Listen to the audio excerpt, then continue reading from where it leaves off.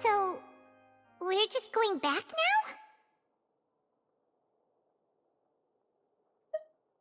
That's true, but... Traveler, Paimon!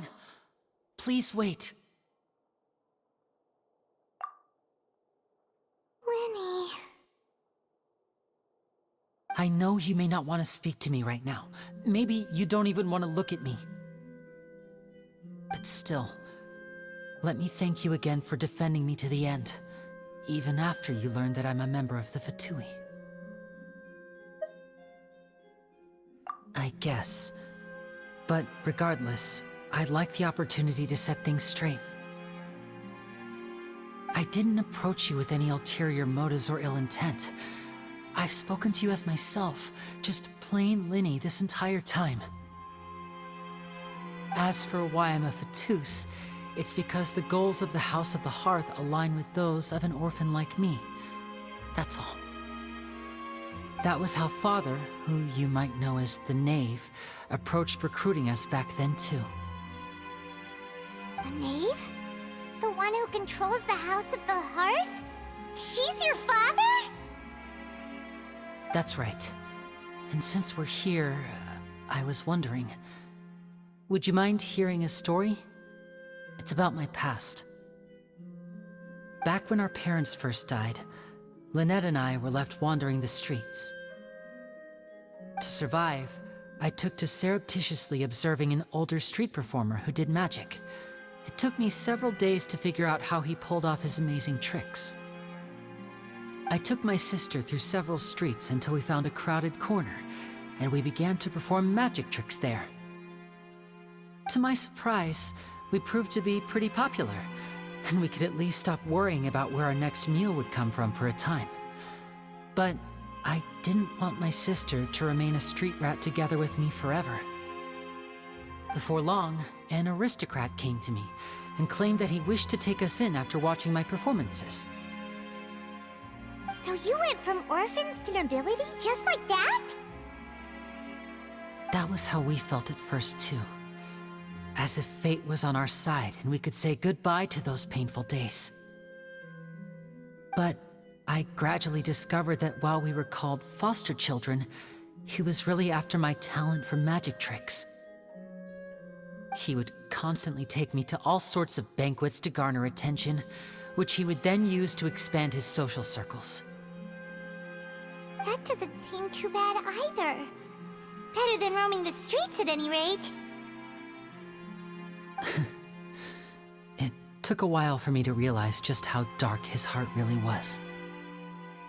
After one particular performance at a banquet, I discovered that Lynette was not on the same return vehicle as me.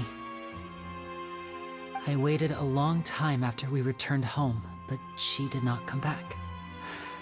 I went to that noble's bedroom and asked him about her whereabouts. The answer he gave me was, she caught the eye of the most eminent person at the banquet, so I sent her over as a gift.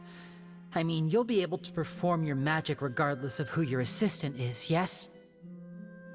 Oh no. So he was gonna... But wouldn't Fontaine's laws deal with such people? As far as outsiders are concerned, this is a relationship akin to adoption or foster care, and they have their ways of escaping the eye of the law. I managed to ferret out the location of the mansion of that so-called eminent person and hurried through the night. But by the time I leaped over the walls, avoided the guards, and made my way in, all I saw was the moonlit ground covered in blood, and the knave standing there in the darkness. So, she'd already taken care of that guy. That's right. She had rescued my sister before she could come to any harm, and had even discovered several girls hidden in a basement, all of them orphans. Father, I mean, the knave, might have seen something in me, and so she made me an offer. The House of the Hearth welcomes you, for your interests align with ours. Here, none will ever betray you. Indeed, Betrayal shall never be permitted here. I was hesitant to trust her. I mean, I had just been betrayed by nobles. But she was also quick to destroy the noble who had taken us in at first, giving us back our freedom. Oh, so that's how the two of you joined the House of the Hearth.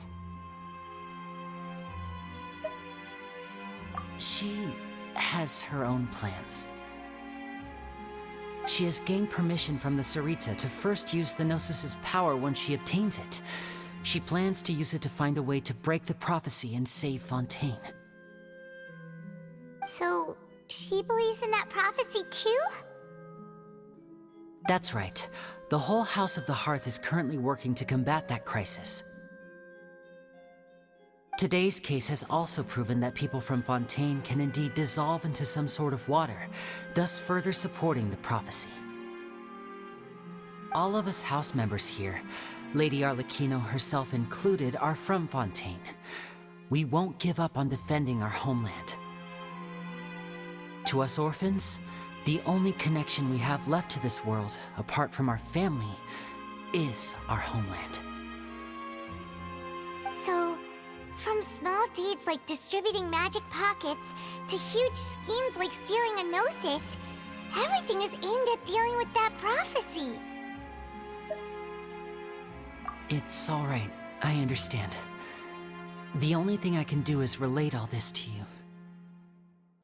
I just hope you can understand that even as a member of the House, I have never stopped making my own decisions, and that I believe what I'm doing is right. If you should need anything at all in the future, feel free to find me.